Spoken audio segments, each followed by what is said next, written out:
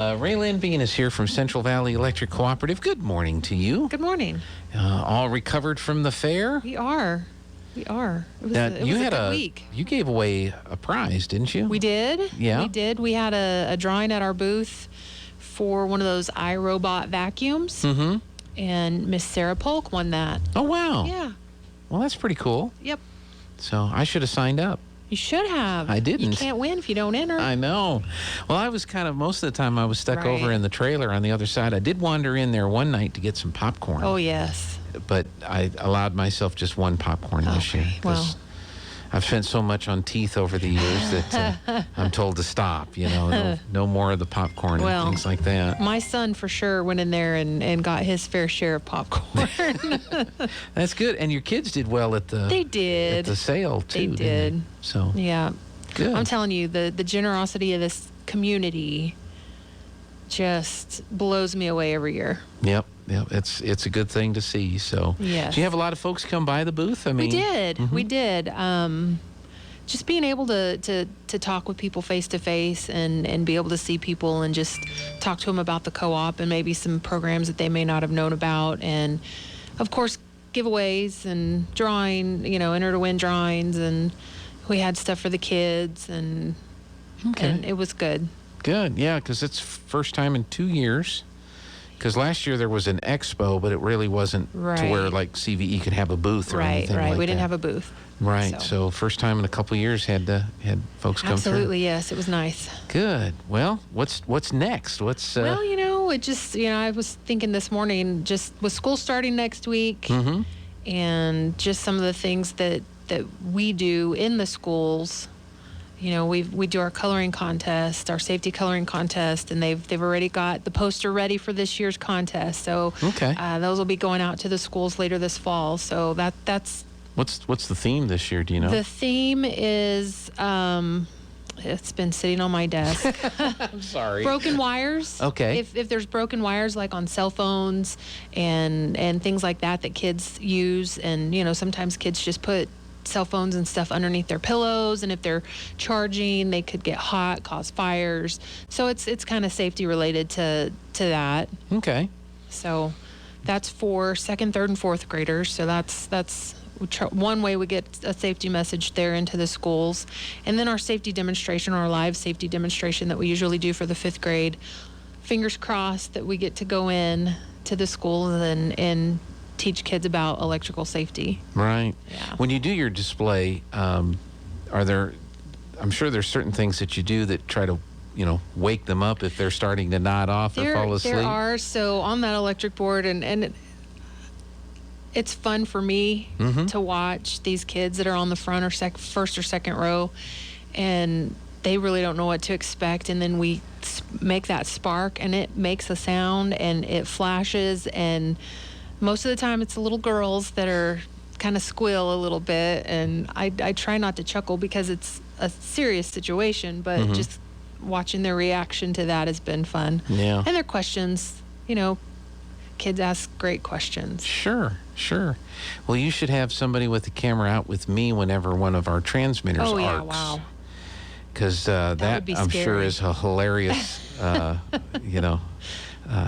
we never want that to happen, No, but it does from absolutely time not. to time, Right. and we're never right next to it when it does. Right. But when it does, it just That'll get your attention. it gets your attention when that high Absolutely. voltage. And what you're doing for the demonstration is nothing that's No, it's nothing compared to the voltage in real life. yeah. So but it is kind of a demonstration. Now you do the kids here in Artesia, but you also have some other schools that those We go do. into. We try to hit all the schools down the valley, Lake Arthur, Hagerman, Dexter, and all of the elementary schools in Roswell. Mm-hmm. So they have the opportunity to Absolutely. participate. Yep, they do. That's great. Yep. And in the past, you've done the scholarship, or you've done the Washington. Yes. I mean the scholarships too. You've done that, but the Washington trip. Right. So that's another opportunity that we'll start advertising for this fall is the youth tour, because fingers crossed again, they are planning on doing the youth tour in June of 2020. So we'll start looking for high school juniors and seniors whose parents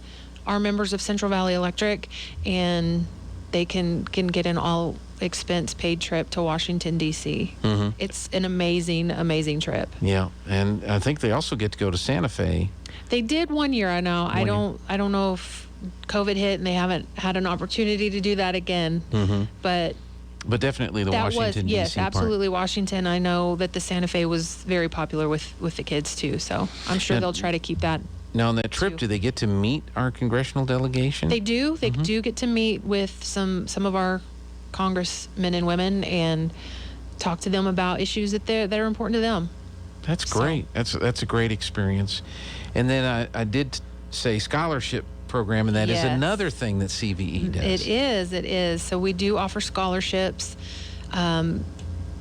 for dependents of CVE members, or even a Central Valley Electric member if somebody wanted to go back to school. That's not necessarily for graduating seniors. Okay. So if, let's say, a kid graduated and they sat out a year, they could still be eligible for the scholarship as long as their parents are members of CVE. So okay. I was a product of the CVE scholarship when I went to school, and very appreciative of that.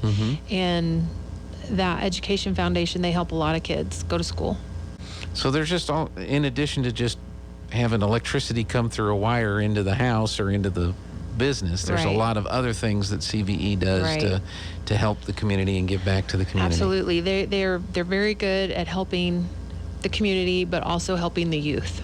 So we sponsor Little League, we sponsor football, we do a lot of sponsorships. That's right. So now you've got a blood drive today. We do. And they had so many requests for appointments that it spilled over to tomorrow. Oh, really? Yes. Okay.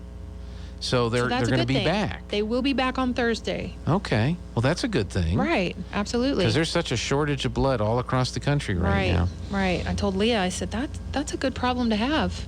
Okay. So they still need to check with Leah or with Stephanie? With Vitalent, yes. Vitalent to see if there's time tomorrow. Right.